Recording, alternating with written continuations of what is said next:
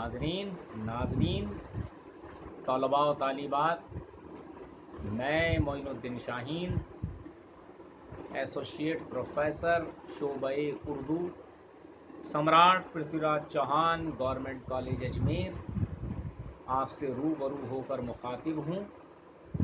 جیسا کہ پچھلی نشستوں میں ہم نے میر انیس کے مرثیے کی تشریح کا سلسلہ شروع کیا تھا، 3 عدد بند کی تشریح ہم پہلے کر چکے ہیں۔ آج چوتھے بند کی تشریح کرنے جا رہے ہیں۔ میں پہلے کتاب میں جو اشعار ہیں، آپ کی درسی کتاب انتخاب مراثی جو اجمیر یونیورسٹی کے سلیبس میں شامل ہے، اس سے وہ بند پڑھ کر بلند خوانی کے ذریعے آپ کی خدمت میں پیش کر رہا ہوں، غور سے ملاحظہ فرمائیں۔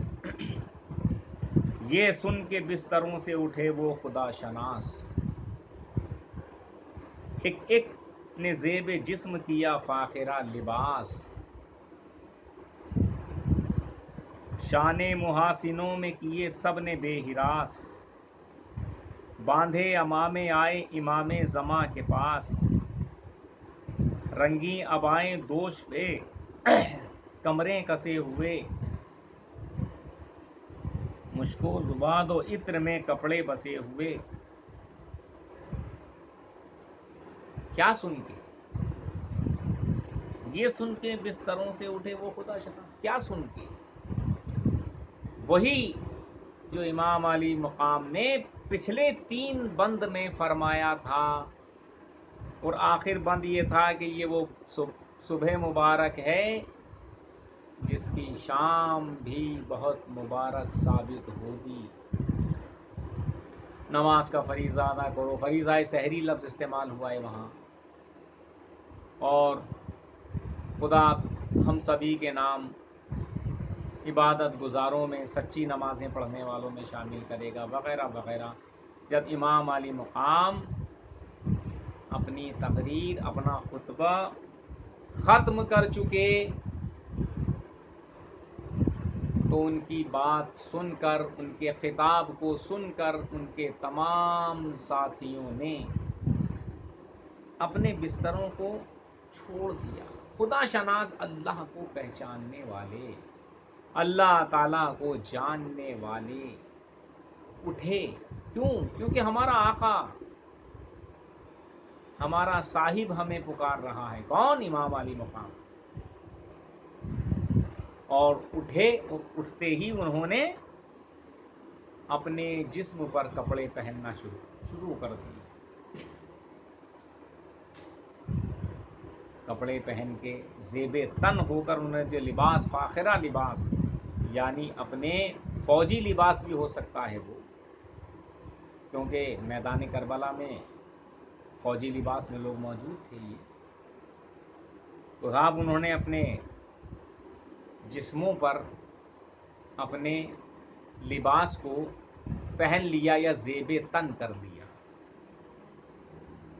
اور ایک دوسرے کے کندھوں سے کندھے ملائے، گلے سے گلے ملنا، کندھے سے کندھے ملانا۔ نماز پڑھتے تو کندھے سے کندھے ملتے ہی ہیں، اور اس سے پہلے کا یہ ذکر ہے کیونکہ ابھی آئے نہیں ہے نماز کے لیے، ابھی باقی ہے۔ یہاں یہ کہ شانہ با شانہ ہونا، ایک دوسرے کو کندھے سے کندھا ملانا، سینہ با سینہ ایک دوسرے سے وہ ملے، اور اس کے بعد امامہ باندھنا، وہ پگڑی جو سر پر باندھی جاتی ہے اور جس کی بہت بڑی فضیلت ہے۔ امامے کو بہت بڑا مرتبہ دیا گیا ہے مذہب اسلام میں۔ سر پر وہ امامے باندھے ہوئے، امام زماں، امام حسین کے لیے کتنا بہترین لفظ استعمال کیا ہے میر انیس نے، امام زماں، یعنی دنیا کے امام، اپنے وقت کے امام، اپنے عہد، اپنے دور کے امام کے پاس آئے۔ کیوں آئے؟ فریضہ نماز ادا کرنے کے لیے۔ اور رنگین، یہ کہیے کہ کپڑے جیسے ہم گمچھا بھی کہتے ہیں کئی بار، وہ ان کے کندھوں پہ پڑا ہوا تھا، वो कमर कसी हुई थी। कमर कसना मुहावरा भी है, लेकिन यहाँ कमर कसने से मतलब ये है कि जब कोई फौजी अपना लिबास पहनता है मैदान करबला के लिए, मतलब यानी मैदान जंग के लिए, तो ये भी मैदान करबला में जंग के लिए तैयार थे, क्योंकि नमाज पढ़ते ही वहाँ जाना था। तो वो कमर कसना यानी कमर पर जो पट्टे नुमा कपड़ा होता था उसको बांध लिया जाता था, जिसमें ये कहिए कि नियाम भी शामिल होता था। बाद में नमाज के वक्त तो हटा दिया है नियाम, अब लोग कहते हैं मियान, अरे मियान नहीं है भैया, सही लफ्ज़ नियाम है। मियान में तलवार गलत लफ्ज़ है, नियाम सही लफ्ज़ है। वो उसी कमर कसने के से उसका ताल्लुक़ होता है, लेकिन नमाज में वो चीज़ हट जाती है। लेकिन कमर पर ऐसा कपड़ा कस के बांधा जाता है कि जैसे आज तो हम बेल्ट बांध लेते हैं अपने कपड़ों पे, भाई वो ज़माना बेल्ट बांधने का नहीं था ना।